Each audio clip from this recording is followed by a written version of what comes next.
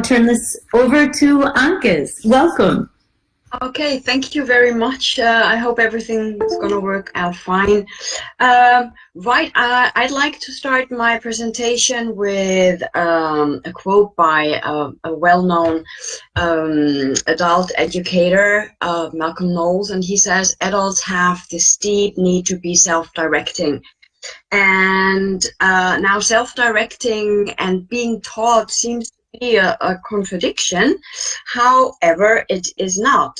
And in my presentation, I'll show you how self-directed learning can benefit you, especially in times when there are no face-to-face classes, why it helps with online teaching, and I will also give you some mini tips on how to create really efficient online sessions. According to my tiny little mini research that I do in class, but also from evaluation sheets that we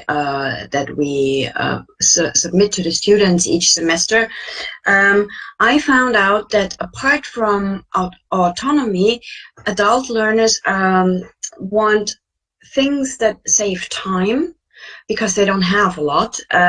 They want the teaching contents and learning contents to be relevant. They want goals. They want to know why they're doing things, so that they want to be informed about the purpose. And what they also really, really appreciate is individual feedback. Now, STL, or self-directed learning, is an approach that caters to all these needs practically, because students have to diagnose their learning needs themselves. They formulate them verbally. They identify the resources for learning themselves. They find appropriate learning materials, methods, and implement them. And additionally to all this, they have to document their whole learning process. They evaluate themselves, and they have to reflect upon their learning process regularly. So this somehow empowers them. It makes them independent. It makes them mature. It makes them, they have the feeling that they're actually being taken seriously as learners. And the teacher, on the other hand, changes the role also a bit, because a teacher is not only the language expert, but the facilitator, the guide, the critical question asker. Yeah, so we have this communication going on between teachers and students. Now, it makes students feel more responsible for their learning success, for their progress. And what is so important about this is that they become accustomed, and they become used to being totally independent learners regarding content, time, and also place. And this gives them a huge advantage compared to students who have to reach collective goals that are determined by the teacher. And not only the goals are determined by the teacher, but very often the methodology, the resources. E-learning seems to be a perfect complement for self-directed learning, because students can access so many different tools online, and they can choose what they like, what they feel good with, what caters to their needs. They can choose individual communication channels to communicate with the teacher or peers or anyone else who helps them in their learning process. And of course, it supports the autonomy that I mentioned in the beginning, because they can, if they want to, they can study, during the night. They can study from I don't know, from their bathtub, yeah, whatever it is. Yeah, and I would like to tell you how this worked in our institution. I teach at the University of Applied Sciences. I teach part-time students who are most of the time have a 40 hours job, and they come normally in on weekends. Now, similarly to other institutions, we were completely shut down in the middle of March, and there were no more face-to-face classes. Now, even when some weeks later other institutions went back to face-to-face sessions, at least partly, the University of Applied Sciences Burgenland stayed with the complete online setting throughout the summer semester. Now, as teachers, we're used to being flexible. You know, we have to deal with so much heterogeneity in classes, and we're used to adapt lesson plans, you know, on the go.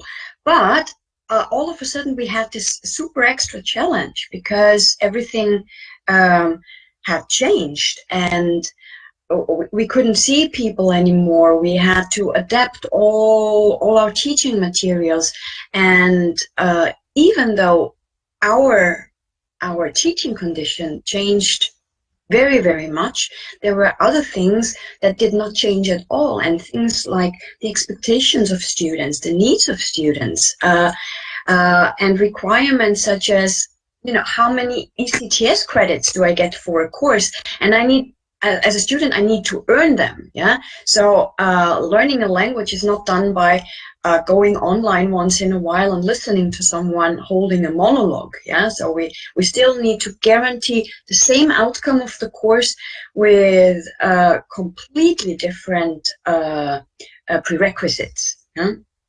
And I know it has been mentioned before, but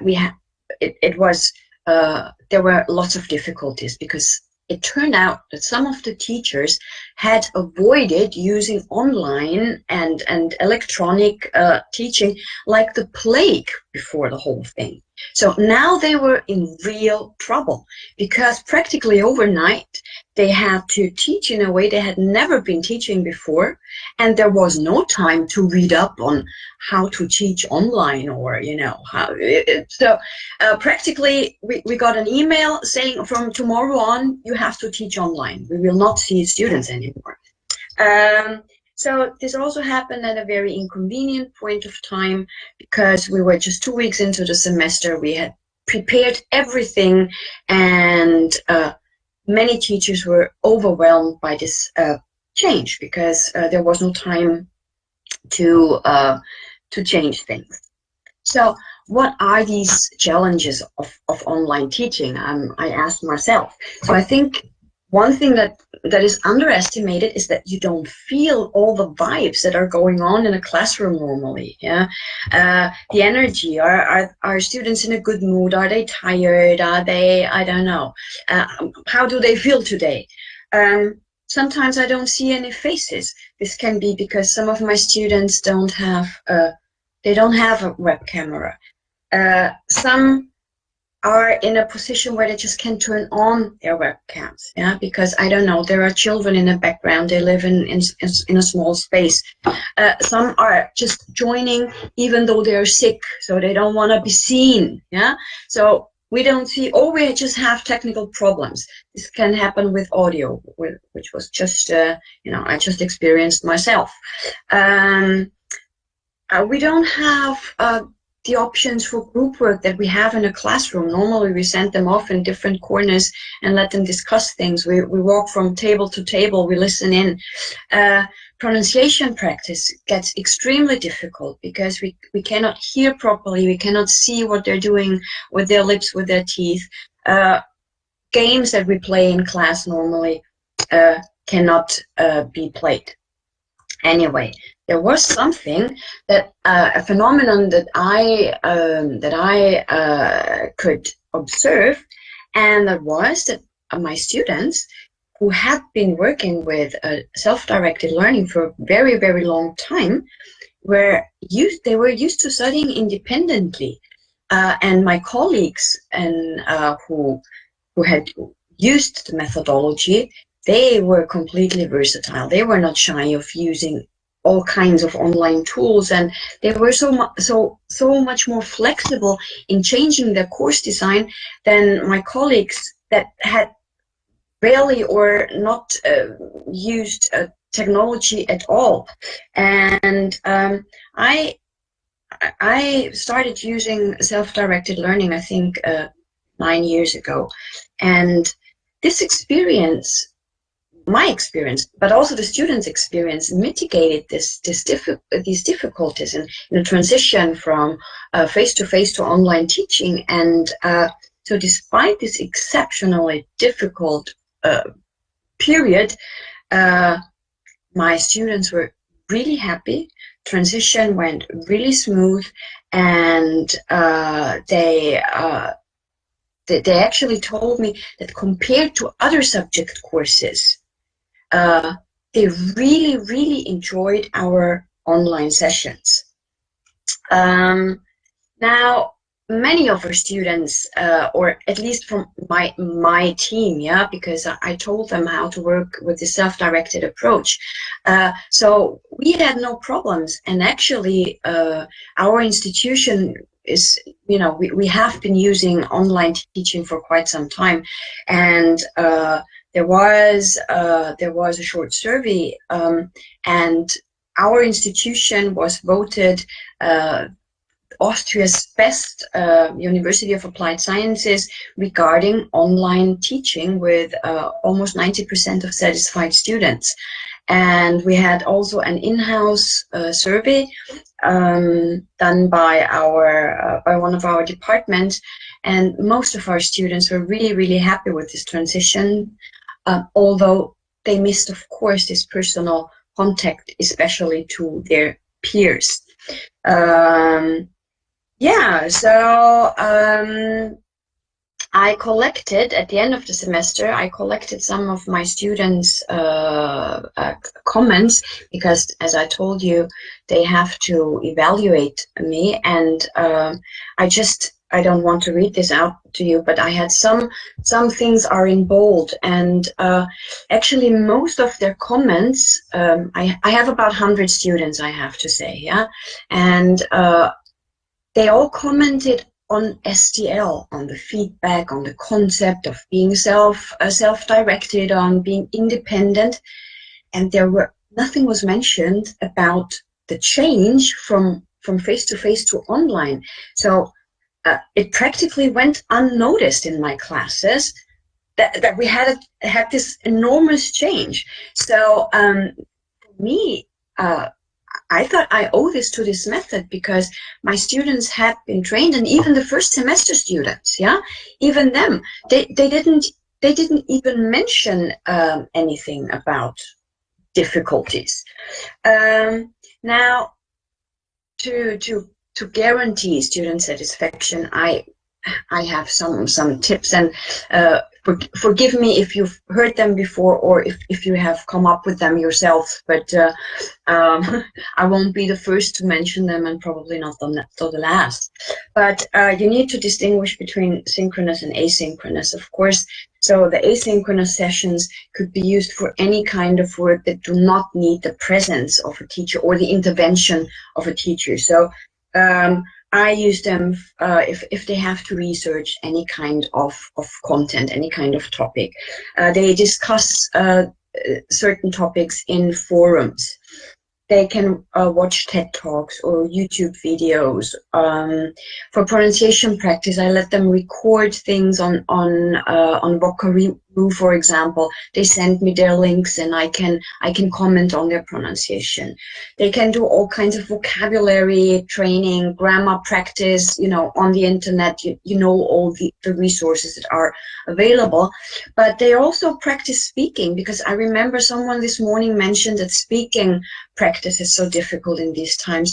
No, they go together on Skype and they talk to each other. We have in Austria, we have on Facebook, there is a group that you can search for tandem partners. You find a native speaker who comes and joins a group of students to talk about a topic that was preset. Yeah, and you can let them read, of course.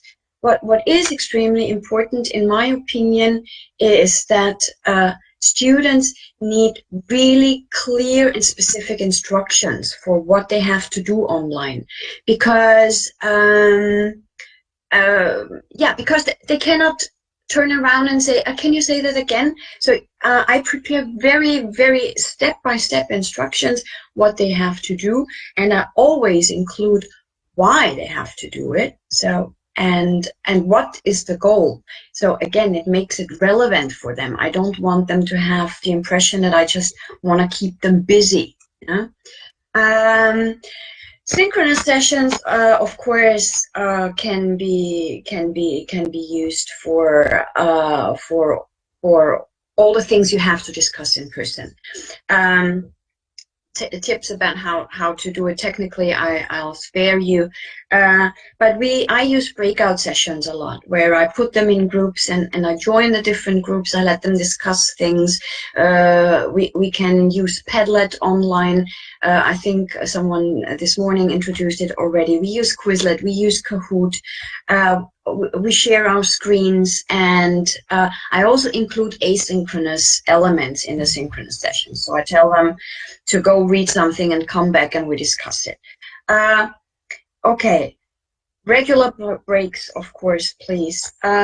What I thought is extremely important, even if we don't see them, give them feedback. It's so important. It's what they live off. Yeah, it's there. It feeds them if you tell them what they've done good. And I give it sometimes written online.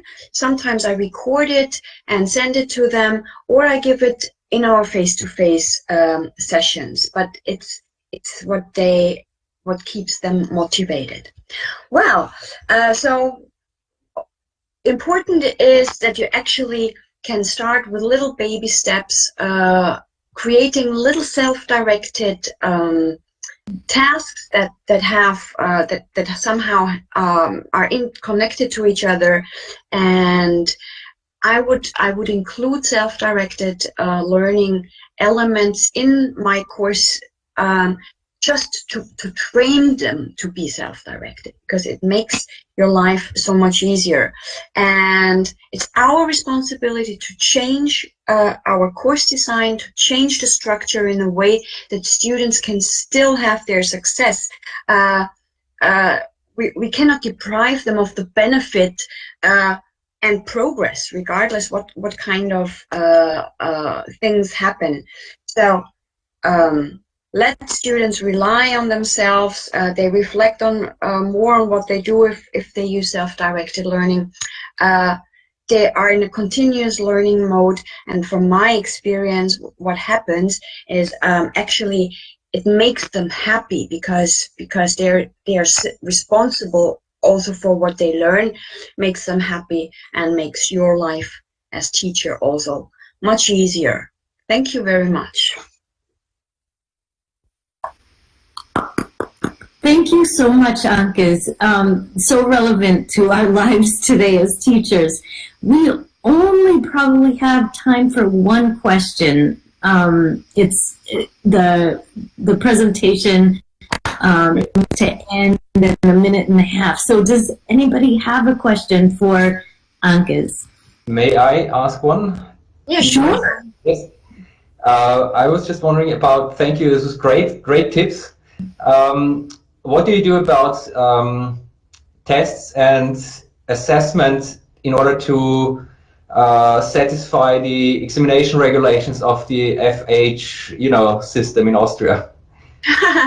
Okay, well, since we're not a language, they don't study language, but it's part of the business studies program.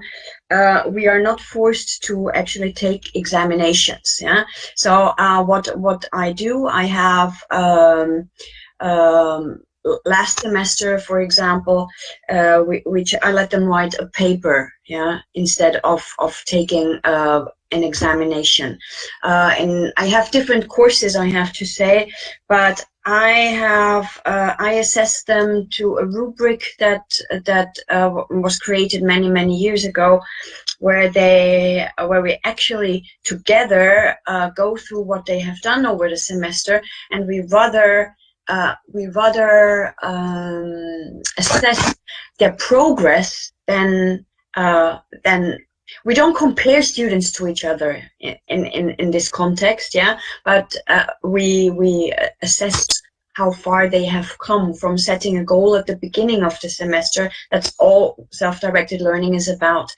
And there are some aspects like attendance and participation, of course, yeah, and ability, but we do not have formal tests at the end of the semester. Thank you so much, Anke. Wonderful advice.